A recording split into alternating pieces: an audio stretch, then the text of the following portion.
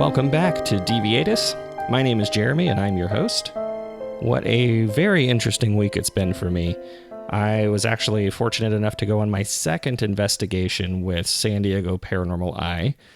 This last week we went to Presidio Park in Old Town San Diego. It was an old mission with some very old architecture and something called the Witch's Tower. We went for a night hike kind of back behind the building in the canyon where there's claims of being a portal there. And this is something that this group does once a month in addition to their residential investigations that they're hired to do. If you're in the San Diego area and want to go on one of these investigations, simply go to meetup.com and find San Diego Paranormal Eye. I'd love to see you there. If you do end up going, I'll probably go to their next one, which I believe will be at Alpine Cemetery. Feel free to say hi. And I'll put their website and meetup page in my show notes if any of you are interested. And just want to send a big thanks to them for always making it very educational and entertaining as well. So this week on Deviatus, we have a very, very special guest. This was actually the first guest I ever sent an invitation to appear on my show. And we originally had a couple of scheduling snafus, but we were finally able to get together and do the interview. When you think of any paranormal investigation across the continents, one show in particular comes to mind, Ghost Hunters International. Now, this was a show that I watched at a time in my life where I was really trying to make sense of a lot of the paranormal experiences I was having at the time. Our guest today has traveled across the globe capturing evidence of the paranormal on GHI and has made several guest appearances on Ghost Hunters and Destination Truth. He's got his own projects we're going to talk about that are upcoming. Barry Fitzgerald is joining us via Skype from Ireland. So let's get right to the interview. All right, today on the show we have Barry Fitzgerald. Barry, thanks for joining us and welcome. Jeremy, thanks for having me on. Now, I was really excited to speak with you because I am a huge fan of this show, Ghost Hunters International, and you always really seem to be the resident expert in the tech department and in knowledge of local legends and folklore. Where did you gain all your knowledge that you possess about the paranormal? Well, I've always had an interest in it, to be honest, ever since my early days of childhood. But I think my real dedication started over 2 decades ago, when I started to investigate more serious, and it has led on to where I am today, which is I have to say I never even envisaged where I am today, because now I'm in the midst of legends and folklore, and I have to say, Jeremy, that in 2 decades of ghost hunting, I haven't had as many experiences as what I have had in 2 years of looking at our myths and legends. And some of those experiences, I have to say, have been enough for me to say, if I ever come across that again, I am finished, retired. I never want to experience that again. It really? Was extreme, yeah. Wow. What kind of experiences, if you don't mind me asking? There was one of the places that we went to. We were researching. It was called we called the story the Island of the Dead, and this particular island was a place of oracle, and in fact its value has been completely underestimated from a European standpoint, if not a world global standpoint. This place was known as a doorway to another place. What lay behind that doorway, of course, there have been suggestions up till now, from serpents to everything else. Now, Ireland doesn't have serpents, never did. However, from all indications that there may have been something behind this doorway. Now, we went. And I have to say, Jeremy, that we completely underestimated the story. You know yourself, you'll hear many stories. But when you go there, nothing, rarely, if anything, ever happens. And the whole thing just deflates. We were not prepared for what we were about to walk into. And myself, my co-author, and Cormac Strain, and my four-legged companion, Max, we all had terrible, terrible experiences, but which was enough to lift us from the railroad tracks that we were on, and even change the paradigm of what we assumed this reality to be, and completely changed it. And now we look at things under a different light. And now we're following breadcrumbs to all different places right around the world, which has been fantastic, a wonderful, wonderful experience. But more to the point, this is the key point, what we were taught in school is not what happened. And that was a big enlightening thing for me, certainly, to then start tracking this back, and see that this particular island of Oracle was forcibly shut down, by Pope, I think it was Alexander. He had forcibly closed it and opened it up on another island several years later. But the whole thing for us is about how this doorway was working, understanding harmonics, understanding the architecture that was on the island, how that affected us biologically, and what was going on at that particular time, and to see how that architecture was then taken off the island, and reintroduced in certain seats in Europe. Of course, the implications for that, certainly for us, is what we have saw, and the evidence supports this, that serpent worship, which we were always told was, it was thousands of years ago, and it was all bad and everything else. Serpent worship never went away. It was just given a different mask. And we have tracked that right into present day. And it was a shocking experience, horrific experience, I have to say, that we experienced on that island. But something that the island was known to do. Spiritually and physically, this island would challenge you to the point of death. And I never expected it until we got there. Well, you don't really seem like someone who frightens easily. Did you get a chance to do any sort of investigation or evidence collection while you were there? We were there initially to check an old map that had been drawn in the 1600s, and this map had shown buildings that had been built there by the early church, and we're looking at the early Celtic church, and there were representatives from the modern day church who were telling us that no, this isn't the case. That map is a lie. You will find nothing on that island of the original church because it never existed. This place was not a place of oracle, and so this rhetoric was going on and on and on.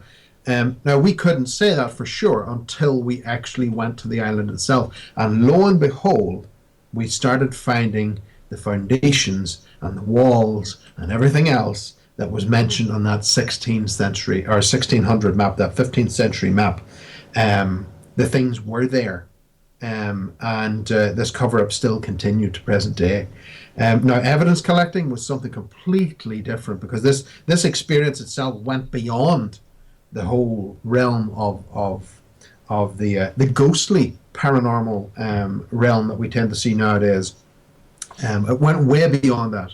It was absolutely shocking. Now, that, as I said, that particular experience then shifted our appreciation and our focus, and we started to look at things then from a different perspective, and we started to see that this cover up of architecture, of religious icons, is where a lot of the history, the ancient history, right into the Middle Ages, was being openly hidden in front of us, and we just didn't get it.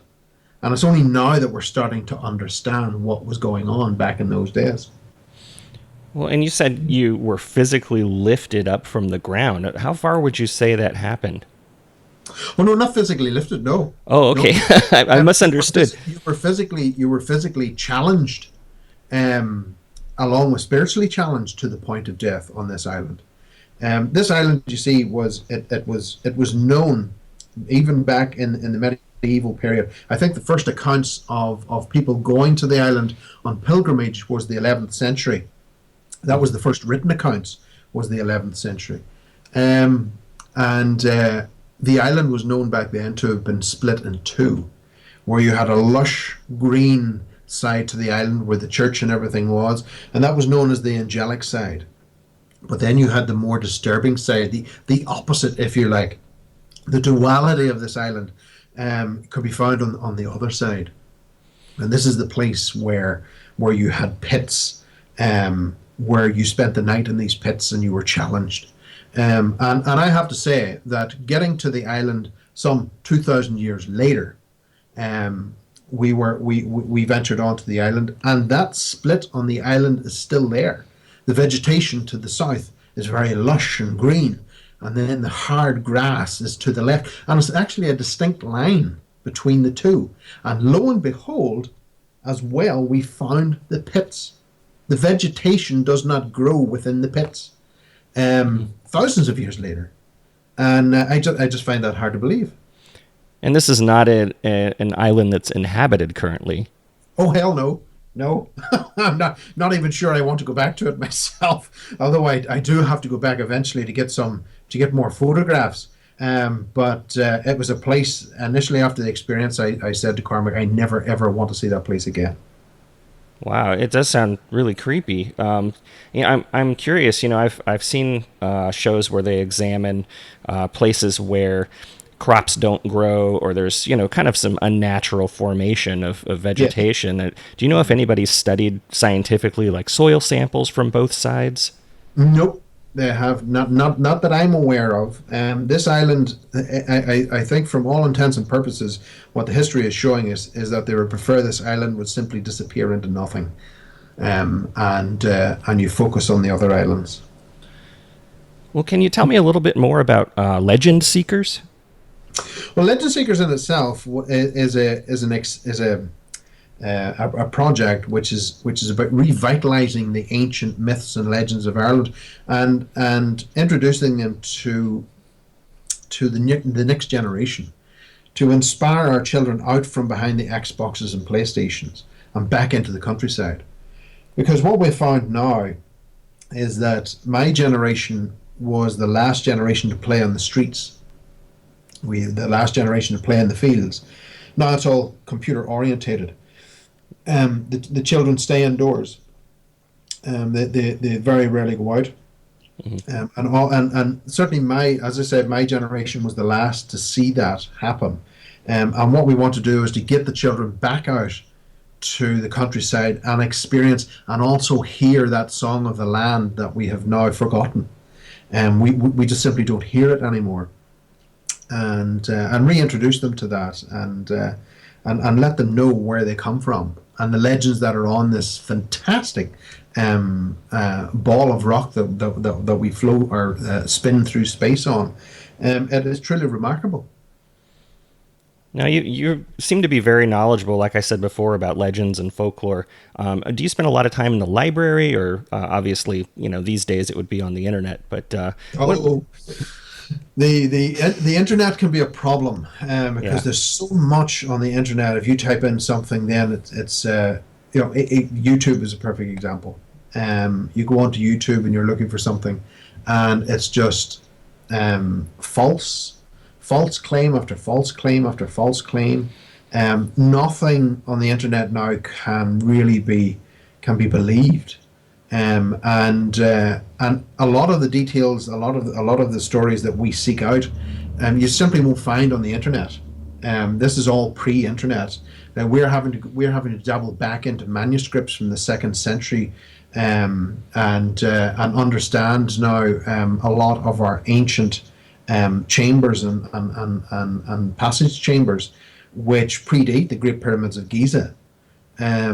So a lot of our stuff is very, very raw, and in order to get to that, you have to be ready to climb to the top of mountains. Well, I want to touch base on your experiences on Ghost Hunters International a little bit. Mm-hmm. And you did mention running into something that really kind of, you said if you experienced it again, it would push you away from anything like this. And that's the presence of like either demonic or evil or elemental spirits. Can you explain the difference between those? Okay, now we tend to lose ourselves in the whole idea of demonic and elemental being. A lot of people would see them as being the same. They are not. They're very, very different. It's the same as Satan and Lucifer. They were melded into one. They're not. They're very different entities and should be treated as such. Um, and that was a problem in the modern teachings that were coming through. So the elemental spirits, they were, I suppose you could call them former gods, if you like, deities that were worshipped back in the day before Christianity, anyway. Um, and they themselves, they were something which, in their truest form, were always here. Whether it be underworld or up in our world or in the water, things connected with that. However, when you come across the wrong one, and this is something that in a modern existence we frown upon. We say, oh well, whenever you start talking about this stuff doesn't exist, and that's the problem that we have now fallen into, because as a modern society we are forced to live in the left-hand hemisphere of the brain, the cognitive center in the left, the communicative center all on the left side of the brain. Our cell phones, our computers, everything is destined to keep us locked in that left. However, when you're dealing with a spiritual aspect to our existence, you need to venture into that right-hand hemisphere. And that is a place where modern society doesn't really want you to go. So there is a problem there in understanding that. You see, none of us very rarely walk to the shops anymore. We very rarely walk even through a forest. A lot of us jump into the car or whatever, or we put earbuds into our ears. We lock ourselves out of that right-hand hemisphere of the brain. It doesn't mean that those things in the environment still don't happen, because they very much do still happen, but it's the fact that we have become desensitized to it because we're constantly locked in the left-hand hemisphere of the brain.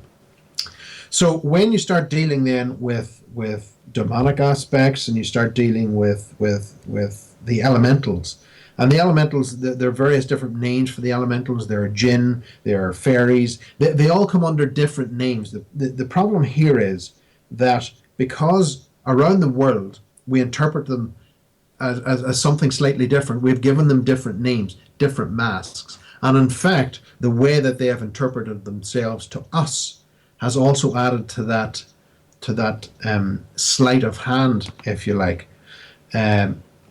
So when you're dealing with these, the best way to track the elemental is through the phenomena in which they interact with us on. That remains the same. And when you understand that, then you start seeing a greater bonding of the mysteries. For instance, if you consider the elementals, the early elementals, and their transformation into that whole fairy aspect, in Ireland we call them the She, and then their migration into ufology, where you have the Greys and everything else. Strip away that mask of how we interpret them. Look at the way they interact with us. That is the key. That is the way of being able to track them back. Because when you consider that, for instance, a UFO encounter, the person suddenly stopped. They can't move. They can't figure out what on earth's going on. Missing time would occur. They would end up somewhere else that they don't know how on earth they got there, and so on and so on and so on. Whenever you take this back 200 years, and you look at it from a perspective of, for the Irish, for instance, the She, or if you move into the Nordic regions of the world, or Iceland, and things like that, and even America have their own version, you find out that there was a phenomenon, certainly here in Ireland, known as the stray sod, where you stood in this particular point of ground and suddenly you were gone. You didn't know what happened. You couldn't remember. You had missing time. You arrived at another place and you didn't know how you got there. Again, all of this was happening. The same phenomena, just a different mask. And in fact, whenever we go back and we look at that aspect of the fairy itself, fairy is a bastardization of a term. Fairy comes from fe-iri, which translates into strange state of trance. So by calling them fairy, you're calling them actually the phenomena in which they interact, one of the phenomena in which they interact with us on. And certainly for us, for the Irish, we tend to pinpoint it a little bit more and call them the she. In the Middle East, they'll be called the jinn, and so on and so on. So that's pretty much their history. That's where they come from. And the more you go back, the more you're able to track them back into Babylonian, Sumerian times, Egyptian, and everything else. They're always there. They always have been there, and it's certainly nothing new. Well, your reactions in those situations on the show was always, calm but very cautious, and it was apparent that you maintained a certain level of respect for those entities. You have to, you see, especially when you're dealing with that particular form, because there are certain types that can manipulate the environmental patterns around you, and what that does is that it will reduce your circulatory your blood pressure, and if you're not careful, if you don't understand the threat, and you still hang around, as we see in parts of Paris and things like that, you can go into total circulatory collapse. In other words, you'd have a heart attack. There's no side effect. No one can point the finger and say, well, it's this or it's that. But those particular components have been measured by myself in various locations where I'm able to see where this particular type of entity is said to reside. And so far, I have to say, there have only been 3 places that I've came across that particular entity, and one was Paris, of course, and another in Ireland, and one more in South Africa. But there are many different types. The types in the water, they can be just as dangerous. The problem is, you see, from a new age, and I use that term lightly, a new age order. We've been given these scenarios in which we can deal with elements, with these particular elements. The problem is that when you start moving into their territory, which a lot of the time is underworld, whenever you start heading into the caverns and things, the laws change. The laws on the surface no longer apply once you go underworld. So that's a new education there that we need to find, to understand how we can defend ourselves when we head into these places, because some of the encounters within those places are exceptionally deadly, and it's something that I cover in my book In the Mist of Gods, which was just re-released there recently, and follows my track around the world into cave systems and mines, and the experiences that the guys have had in it, some of which have been, as I said, deadly. Well, with all this risk, for paranormal investigators looking into these kinds of things, where would you draw the line from, putting yourself out there too much and exposing yourself to too much risk versus, just kind of investigating safely? There never really is an investigation safely. That's the problem. You see, in today's society, we've been asked or I suppose convinced that the moderate elements to paranormal investigating, a regular ghost haunting, for instance, is safe and everybody has fun and everything's great. But that is not the case. And for anyone who starts out in this path, do not underestimate what you're putting your neck out to do. And this is something a lot of folks out there will say, oh no, that doesn't happen, that can't happen. Because you go into the jungles of India and don't see a tiger, it doesn't mean the tigers are not there. Another book that I wrote called The Influence looks at aspects of the supernatural world that can close in on us as a person and as a group, what to watch out for, and what it's doing to us biologically, and how what we eat and what we drink can actually affect the way that we respond to those particular threats. The threats of the paranormal world, the unseen world, have been completely underestimated and played down. In fact, after the second seat of the Vatican Council, we've seen the disappearance of exorcism within Rome, and it was just recently now that they realised, bloody hell, we need to go back in this, and they've opened the school again, and are realising we need to do something about this, of course, they have a different take on it, but it was still something which was completely underestimated and food-pad, and it was something that should not have been done. 75% of people who are in a sane asylum should not be there. They are not a problem. It's what's attached to them is the problem. Whenever we were running tests in a laboratory setting, we were able to record voices that were influencing the mind of the medium in key points. And this is a very, very interesting and something that the listeners should be listening to, because this particular aspect showed us that there were voices that were appearing and influencing the mind of that individual outside of the head, not inside. I also met doctors in Brazil who were carrying out the same experiments that I was doing, only they had the access to an asylum in Brazil, and they were able to record people who were in padded cells being chastised, being challenged by voices that were not inside that person's head. They were outside. They were responding to that interrogation. And then whenever you look at that, you have to go back and you start looking at, my goodness, the whole aspect, that whole field, that Pandora's box that we have just suddenly opened changes everything. Because then we need to go back and understand schizophrenia. We have to go back and look at that and understand there may be more happening here than we had originally anticipated. Right now, we are being ruled by the pharmaceutical kings. Most of the children that come through that are developing within the Western world, if they start complaining about hearing voices and things like that, we give them drugs. The drugs are always the king.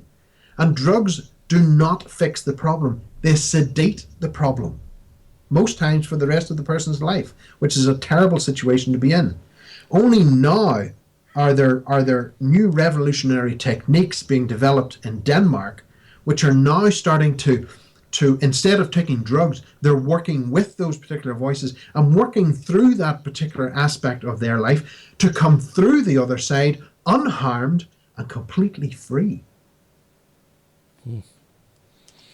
Well, that kind of leads into my next point, though. I think at least here in the U.S., there's been sort of a, ghost hunter craze. Everyone, including myself, is kind of interested in doing paranormal investigation. I was invited last weekend by a group that I interviewed on our podcast, San Diego Paranormal Eye, to join them in a public park that was once a cemetery. How do you feel about the mass publics starting to get involved in these investigations, and what dangers might you predict as an outcome? There certainly is a drop off within paranormal investigating now, and we're definitely seeing that across the entertainment spectrum as well. But I'm always very, very cautious about it. And a lot of the people who are serious about paranormal investigating have gone underground. A lot of their work has gone underground and continues to be so because of this insidiousness that entered into the paranormal realm, which in itself was being driven by ego and everything else, and it was tearing teams apart from the inside out. and one team was going after another team, and another team was going after another team, and it was just something that the people who were serious about it just said, to hell with this, we're taking our work underground, and that's where they've continued to do it, and and let the people at the top of the surface there go and do their thing and keep themselves entertained. But there really was no serious research that was being done. It was a case of people continually going out asking the same questions time and time again, using the same pieces of equipment and learning nothing. Well, I can't have a conversation with you without mentioning Destination Truth's live show in Ireland where you were searching for the Banshee, and I know you're a wealth of knowledge on that topic. What kind of research did you do to prepare for that episode? I flew from Brazil or Argentina. Sorry, I flew from Argentina to Ireland, and we landed in Dublin. And 2 hours later, we were on set, and it was a horrific flight. And as far as my own research went, I was very well aware of the particular entity of the Banshee, and in fact, I've written a book on the Banshee and her encounters, modern encounters, in fact, with the Banshee, from an Irish perspective, and also foreigners who were coming into Ireland not knowing our history or mythology, and the experiences that they had, which was a direct experience, of course, an encounter with the Banshee. And for a lot of them, it was horrific. In fact, a lot of people, there used to be the old saying here in Ireland, the electric light killed the fairy. That is not the case, because the Banshee has been encountered in our cities. And in fact, there was one guy that I had interviewed in Dublin, and after the experience that he had hanging out washing in his backyard, of meeting the Banshee face to face, he's still going through therapy. It was a very scary experience for him, because he was what he was doing, and it wasn't his fault. He had seen her move at the bottom of the garden, and he stopped to observe her, and it was that action of stopping to observe. You're spying on that particular race. They frown upon that. But anyway, getting back to Destination Truth. As far as I was concerned, there wasn't any preparation that I had to do, because I was well versed in the subject matter anyhow. Yeah, like I said, you're very knowledgeable. One question I like to ask every paranormal investigator I have on the show is, what was your most compelling encounter you've had? Oh my goodness. I think for me, it was, we were going through a reconstruction of a death that had occurred on a lake nearby where I live.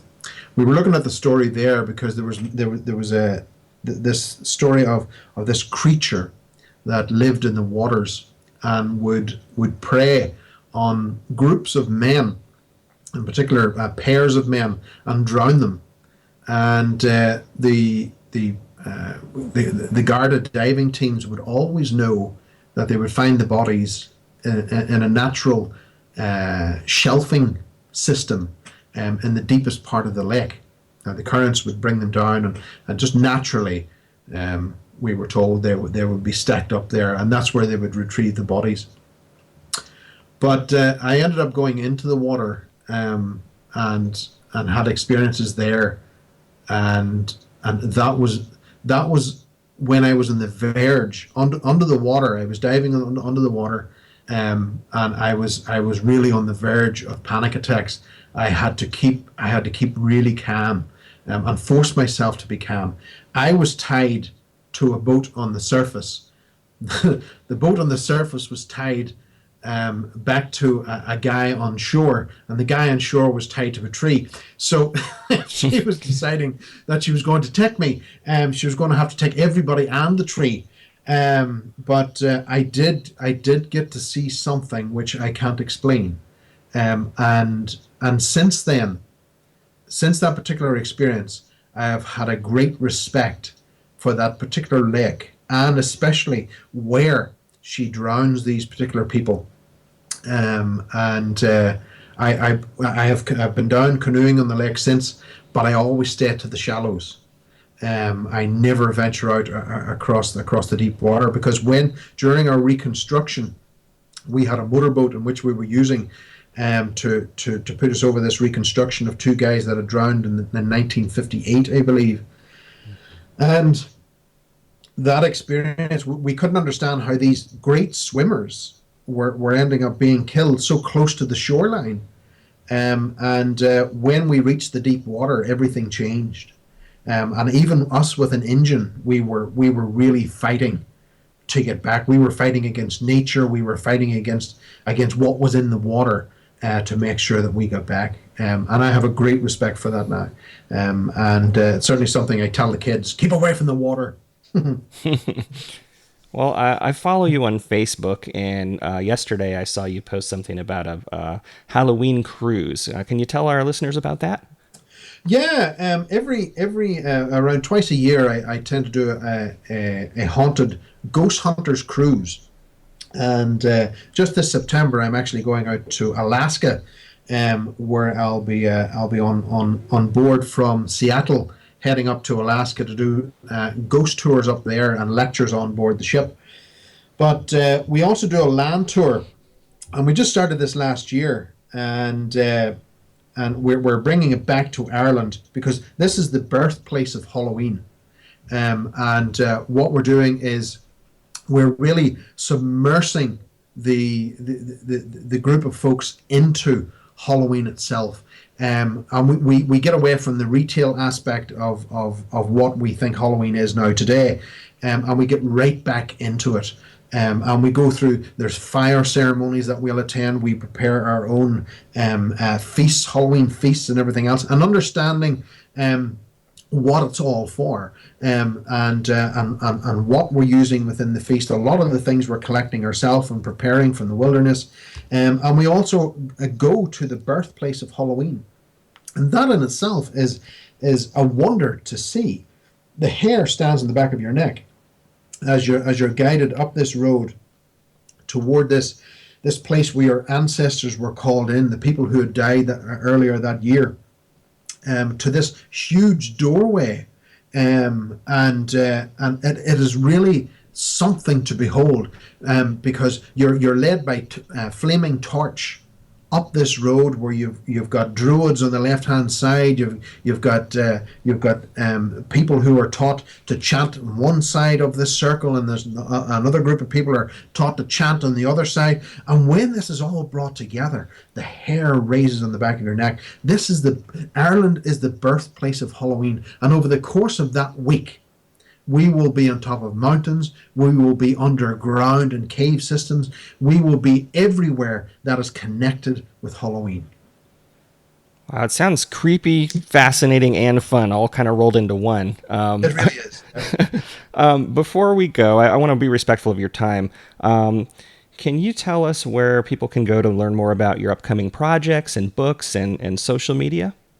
Sure.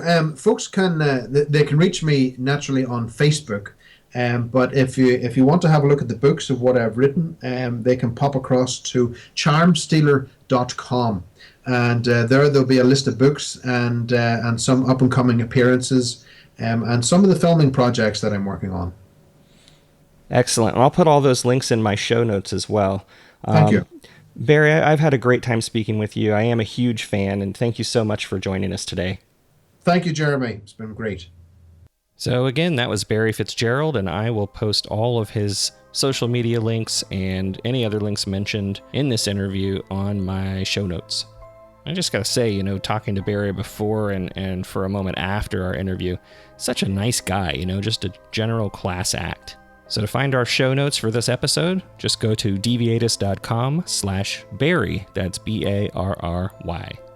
As usual, I would love to hear your feedback about our show, this episode, or any previous episodes. You can get in touch with me at deviatus.com/contact, or just go to the homepage and you'll see the links from there. And if you do, check out my Facebook page. I will be posting some pictures of the investigation I mentioned at the beginning of this episode, of Presidio Park with San Diego Paranormal Eye. So you can follow me on Twitter and Instagram at Deviatus Pod. And I will mention, my show is now available on Google Play, Tune It In Radio, Stitcher Radio, iTunes, and potentially some additional players out there that I've submitted to. I'm kind of waiting to hear back. But if you'd like to hear this show on your favorite player, please let me know what that player is. Shoot me an email at deviatuspod@gmail.com or get in touch with me on my website. Thanks again, everybody. I hope you have a great week. Until next time.